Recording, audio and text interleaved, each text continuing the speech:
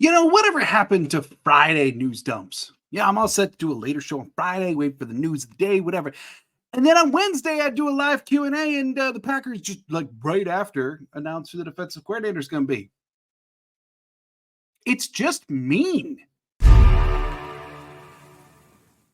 What's up, everybody? Welcome to another episode of Lombardi Time Brews. I'm your host, John Delray, today discussing everything about Jeff Hafley, the Green Bay Packers' brand new brand new defensive coordinator. And there are a lot of things that are different between him and his predecessor, Joe Barry. We're going to go into all of them. We're also going to hear what some others have to say about the Packers' new defensive coordinator and whether this seems to be a good hire, a quizzical hire, or maybe even a bad one. We're going to explore it all. And then I'm also going to recap for you Brian Gutekunst's end of season wrap-up press conference that took place yesterday as well. And he did have, now generally this press conference is, not that notable. Maybe some quotes here or there, but he had some stuff to say. So we're going to be going through all of that. So before we totally dive in here, I do just want to offer some super quick thoughts on Jeff Hafley with one very, very large contingency. And that is, we know what he's run before. That is not necessarily a guarantee of what he will run moving forward schematically. So I'm going to talk a lot about what he's done. It does not necessarily mean that that's exactly what it's going to be. We can make some observations, tendencies, breakdown, whatever. But we'll see how that changes with NFL personnel, Matt LaFleur's messaging, etc. But here's the overall arc. Okay, this is like the overall message that you can take away. If you hate zone, you'll love Hafley. If you hate 5-man static blitzes and want more people, more diversity, you'll love Hafley. If you hated 3-4 base and wanted 4-3, even though it's only used in like 20% of plays, you'll probably like Hafley, although he's done both. And if you hate that Green Bay never seems to utilize press man in spite of having 3 press man corners, well, you're probably really going to like Jeff Hafley. So what am I getting at here? Basically, schematically speaking, at the very least, he is the anti-Joe Barry. So let's hit some background, hear what others have to say. Let's get to it. First of all, in terms of his resume, it's this. You can tell he's been coaching for a long time, going about all the way in 2001 at Worcester Polytech, when he was the running backs coach before moving on to Albany, defensive assistant, defensive back. And defensive backs is where he really found his heyday. In an interview not too long ago with Brenneman, who is a college football reporter, he actually mentioned how excited he is just to get back to doing defensive backs. And this is before he was hired in Green Bay. This is when he was preparing to go back to Boston College. But then you can see a lot of secondary, a lot of D-backs throughout his history, including in the NFL with Tampa Bay, Cleveland, San Francisco, before moving on to Ohio State, where he became the co-defensive coordinator in charge of the secondary. Now, a few questions that I've seen about his time at OSU was, did he call plays? And to be perfectly frank and honest, I don't know. And I haven't seen anyone be able to speak with authority as to whether he did or didn't. Apparently, Ohio State's very hush-hush about this, and their head coach always just related everything back to what he was doing, even though he's an offensive head coach. But basically, in case you're wondering about that co-defensive coordinator, basically what Ohio State does is they regularly employ 2 coordinators on each side of the ball and then give specialties from there. So his title was co-defensive coordinator, secondary. And then after that 1 year at Ohio State, he moved on and became the head coach of Boston College. Now, Boston College is not exactly the largest school in the country, not exactly the most notable for D1 football. In fact, since 1999, they've made 16 bowls. In the last 4 years, he directed them to 3. A little bit more about his time at OSU. He did, or should say, he was instrumental in turning around their defense. In that, the year before he got there, OSU's defense was something like 50th in the country per most metrics. Some say 70, some say 50, but either way, you get the gist. It wasn't great. The 1 year that he was there, they became the number 1 defense in the country by most metrics. An incredible turnaround. And I know what you may be thinking of, like, well, yeah, it's Ohio State. All they needed to do was just get a new recruiting class in. Okay, fine. But then in Boston College, while not having the same level of success, I'm not sure anyone could expect that. He did turn in a much better defense than what they previously had experience with. So now let's take a look, because in his coaching career, he has had a good number of defensive backs perform quite well for him, including Richard Sherman. He's one of the top defensive backs, really, of the last 50 years, I think we could say, part of the Legion of Boom. Certainly a talented back who will eventually find himself in the Hall of Fame. Well, he had this to say about Hafley and his coaching style. I thought it was incredibly pertinent, very enlightening, so I wanted to play it for you here. Circling back to Hafley, now that you've had a full season to work with him, get to know him, how he operates, what has impressed you about him? His preparation is some of the best I've seen. You know, I've had some great defensive back coaches, some great defensive coaches, defensive minds, and he's right up there. He's with his preparation and how he breaks down film and how easy and simple he makes the game plan sound and how easy he makes it for guys to understand. Like, he paints a very vivid picture of what you're going to see, and it's all about executing. Like I've tried to explain to you guys over and over. Like, they give us the plays a lot of times. A lot of times they prepare us really well. And it's Circling back to Hafley. Oh, yeah, we'll take that, right? So it's all about execution. It's all about teaching, creating a vivid picture, Sherman even says. Being able to accurately describe what the players are going to go through before they get there. Really like a lot of different things in that regard.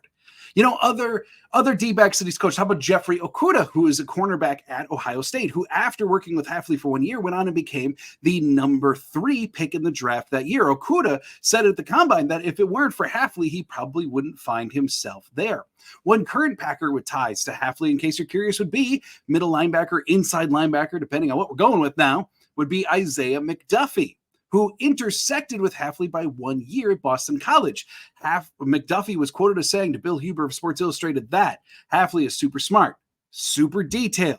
I think he's going to do a great job. He also made comments about how Hafley immediately changed the culture of Boston College. Now, if you want to hear from Hafley himself, then I think there's a few quotes that are quite important. This being one. Again, this one from Brenneman, who covers college sports.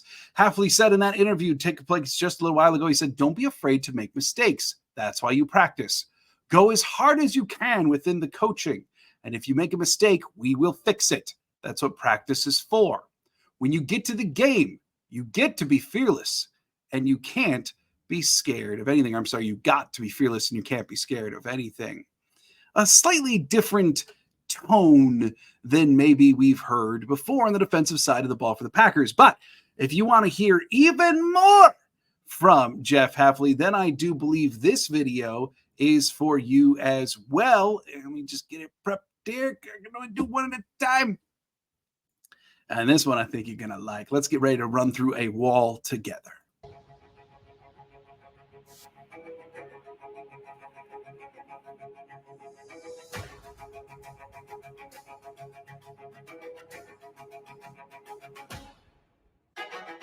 You guys have earned the right to go out and play fearless. You have. You've earned the right to go out and play confident. To go out there and put more energy than you ever had. Go out there and have fun. Because I promise you one thing. I got your back no matter what. This team is different because you play for each other. So now we get to go kick them right in the chest and knock them out.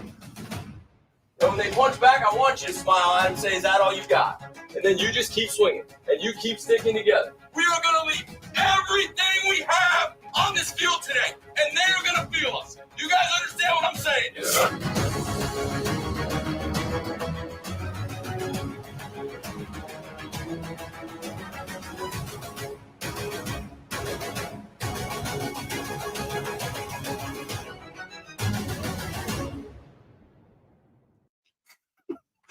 What a freaking hype video.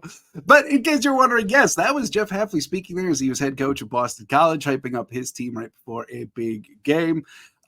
It's just like run through the wall type stuff, right? And I can say, like, Joe Barry was revered as an incredibly kind person. Players really liked him. I can't say we ever really got quotes like that coming from Joe Barry. Certainly, again, a change. So that leads us to, what does he believe in schematically? And you probably have heard a lot already about, well, he really likes press man, or he employs 4-3, right? And a few things are clear. Like, yeah, the man does love man. Check out any resource from Boston College or his time at OSU, and Hafley calls a lot of cover one, mirror, or press man. In terms of front, yes, it generally is 4-3, but he does have experience with both. So ultimately, we'll see what it is in Green Bay.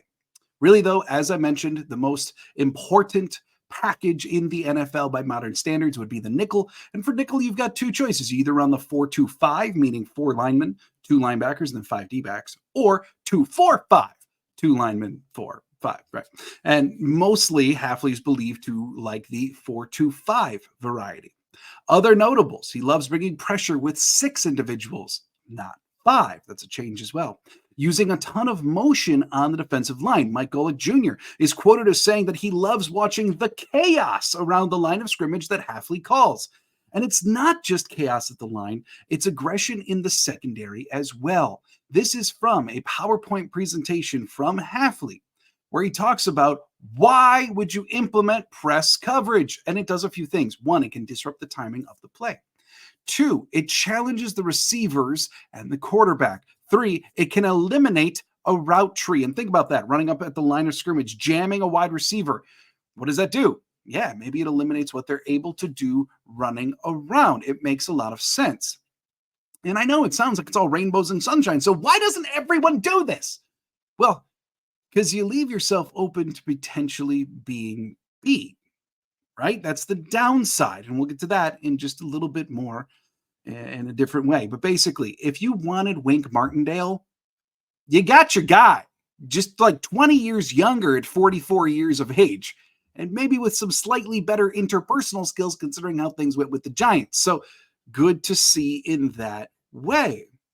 One interesting note that I did want to highlight about the schematics of Hafley's design before we completely move on is that he does occasionally use the Viper position. And this is a term, much like when Joe Barry was hired, everything was about the star position, right? And then we never freaking heard about the star position again. But that first offseason, it was like, who's going to play the ever important star? The whole defense is built around the nickelback, who's basically the star position, who's asked to do it all. And then, yeah, it's been 3 years. We haven't heard about a freaking star position. But one thing that is with Hafley, as of right now, again, could change, is the Viper position. And it's going to be interesting to see if he carries this into the NFL or not. To put it simply, the Viper is a safety linebacker hybrid who generally would line up at some kind of inside linebacker position. But they're asked to do, even though they're safety sized, they're asked to do the full-on responsibilities of a linebacker, just with more athleticism and then hopefully coverage ability as well. They also utilize, most often in cover one, 2 different safety types. One being up near the box, a true box safety. One being a center fielder who needs to have a ton of range to make up for whatever corner inevitably gets beat in press man. As for how this all relates to the Packers, I'm not really worried about 3-4 versus 4-3. I think they've got the personnel to do either one. Because really, like for the defensive line, for defensive end specifically, let's go there first. You've got Preston, Gary, LVN, maybe even Colby Wooden switches back there. You've got plenty of bodies who can play a traditional 4-3 defensive end right now. In terms of the interior defensive tackle, you've got Wyatt, Slayton, Brooks, and of course, Kenny Clark as your more traditional D tackles, or roughly something like that. In terms of linebackers for a 4-3, you've got Campbell, Quay, and then McDuffie. So it's like the spots are already full. Here's the thing. In the secondary, Jair is now going to be running press man a lot. And I should say this too. Don't think that the days of it being 3rd and 4 and corners are 6 yards off are completely done. And I want to dispel this now. So I'm going to say this. Every single modern defense has some of that. The difference is what you ask those individuals to do when they are 6 yards away. See, very often in the scheme that we saw most recently, it would be that they're 6, 8 yards off on 3rd and 2, and they really don't crash until the ball is basically in the receiver's hands on some kind of bubble screen. You could still play aggressive 6 yards off on 3rd and 2 by having them immediately step up as the ball's in the air. It's subtle, but it is the difference between passivity and aggression. I would anticipate that even though we're still going to see some 6-7 yard stuff off, we are going to see a much more aggressive usage of it. So looking at these individual players, Jair going to be playing press man a lot. Stokes, Valentine, it's what they're freaking built for. They're actually going to do it now. Wyatt is going to be returning to a system much more closer to what he had in Georgia than he's had in the pros thus far. Quay should be on a lot more like go hunt them, big guy type missions, as opposed to reading and diagnosing. All of the players should be wildly enthusiastic about that. And that kind of lends itself to when Brian Gutekunst was asked in his wrap-up of season presser about, does having a new defensive coordinator change how you're going to do things from a player evaluation standpoint? And he went, no, which makes sense because this is basically the type of defense that they've been picking guys for anyway.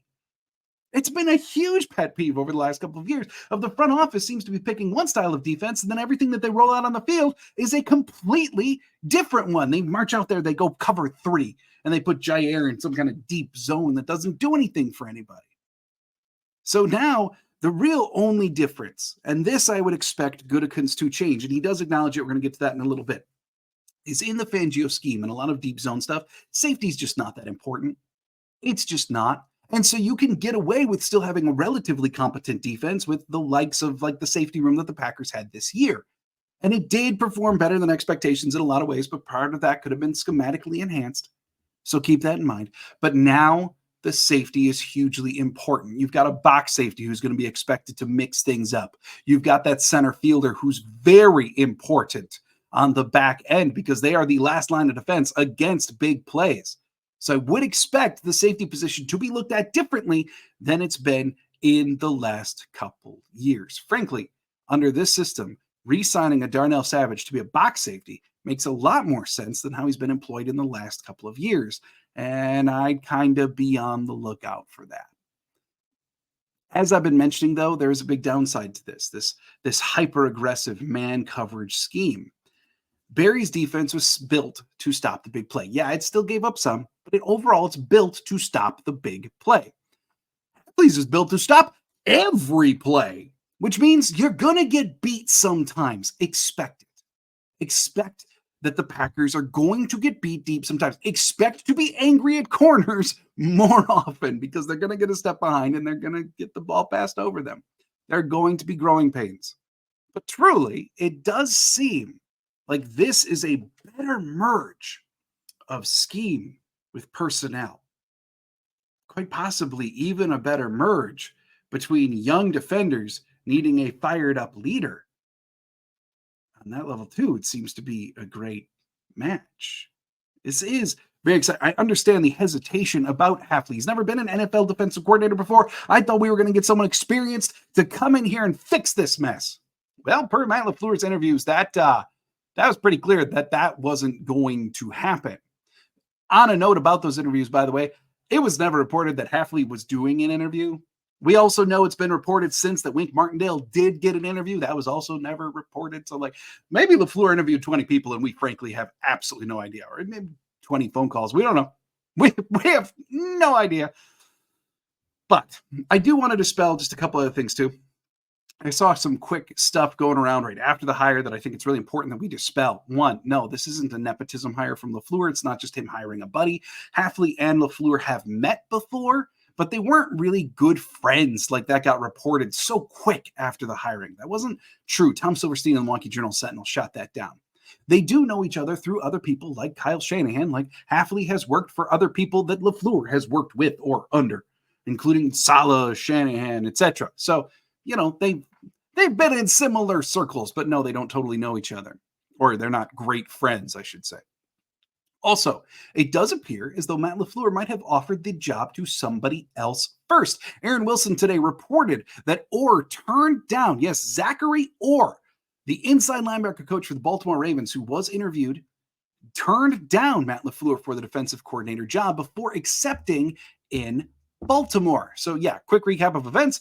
Mike McDonald, the defensive coordinator for Baltimore, he's now the head coach in Seattle. That then sent everything into a tailspin about who's going to go where. Packers apparently offered the job to Zachary Orr, the 31-year-old hot rising coach, who said, no, I'm staying in Baltimore. I'm going to run their defense instead. I know that this isn't a great look. This is now twice that Matt LaFleur has gone for defensive coordinator, and both times not had his first choice accept his option. But I wouldn't be shocked at all if Orr notified teams as talking to them before talking to them that, like, hey, if those goes a certain way and McDonald leaves and there's a defense coordinator, I'm going to take it here before I go anywhere else. I like it here. I played here. I'm Baltimore through and through. I want this. Wouldn't shock me in the least if that were a part of the conversation between Orr and the Packers. It's also possibly why Baltimore elevated Orr instead of Hewitt or Weaver or others, because they knew Orr would be going elsewhere, so they gave it to him. Last one. Initially reported by Pete Thamel of ESPN, who broke the news that Hafley was getting the job, he said that there would not be any changes or anticipating any changes in the defensive assistants. However, it's been clarified since that initial reporting that was pretty just blatant speculation by Thamel, because it was based on the fact that they're all still under contract, which, yeah, we knew, okay? But it has been said, been further reported again by Tom Silverstein, that Hafley and LaFleur are going to begin working through the staff, seeing who they want to keep, who they want to replace. I'm going to be shocked if there's no changes at all. I would expect at least some. All right, that takes us to the Brian Gutekunst press conference. And I'm just going to do some quick hits here, some headlines that you need to know. One, in regards to Jordan Love. Yes, Brian Gutekunst is obviously very complimentary of him, obviously loved the second half that Jordan Love had, and he did confirm that they are going to begin working together soon on a mega extension for the young quarterback. In terms of Aaron Jones, Gute referred to him as the heartbeat of the team and said they absolutely anticipate him coming back. But he did allude to there at least having some conversation about the contract, things that need to be worked out, but like he seemed incredibly confident that Jones is coming back. One player he didn't seem as confident about was David Bakhtiari. And I'm not going to say as though he was like negative about Bakhtiari playing. What he said was that they're still in the very early stages of figuring out his status, that this last surgery that Bakhtiari had was a fairly massive one. And he is still pretty early on in the rehab. So there's a lot to be figured out. He did not at all rule out that David Bakhtiari will remain a Packer. He also didn't rule out all the alternatives. So something to keep an eye on for sure. In terms of improvements and what positions could be looked to be improved upon, Gute singled out the safety position as an area in need of improvement because the numbers there just aren't great. So, but he did sound confident that between the draft and free agency, they should be in a good position to do so. In terms of Rasheed Walker, the left tackle, maybe the left tackle of the future, Gute said, and I quote, "I believe he did a great job. We'll see how it shakes out. Like every room, I'm hoping that room has a lot of competition. He's only going to get better." He also mentioned how he believes Walker could play left tackle or right tackle. In terms of Jair, if you really want to know how this went, it went a little something like this. Say, Brian, is there any truth to you, possibly being interested in trading Jair? No.